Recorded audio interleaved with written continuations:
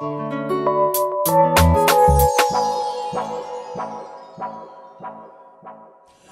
I think this law is a profound misunderstanding, so I'm very, very critical of it, and I think that it has little, if any at all, to do with the protection of minors against the public detriment, against the detrimental effect of public information.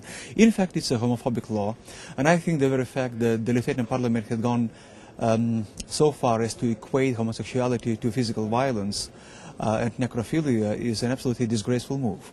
So, and many human rights defenders and human rights activists in Lithuania reacted very strongly, criticizing it severely, and I think that if we have some politicians who are trying to obfuscate, trivialize, or otherwise justify this law, it tells something disturbing about us.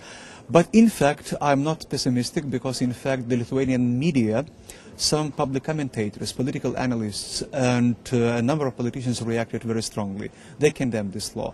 So let me remind you that this law, which I find profoundly homophobic, it is not about the protection of minors. So it's against homosexual people. We will have a debate in the European Parliament, and we would like to ask from the Liberal group, we want the European Commission to look into this Lithuanian law, because we feel that it is discriminating against LGBT people, lesbian, gays, bisexuals and transgender people, and that there are grave risks in this law, that these people will become under a lot of pressure in Lithuanian society, and we feel that the European Commission has a duty not only to act, let's say, in cases of violation of the market rules.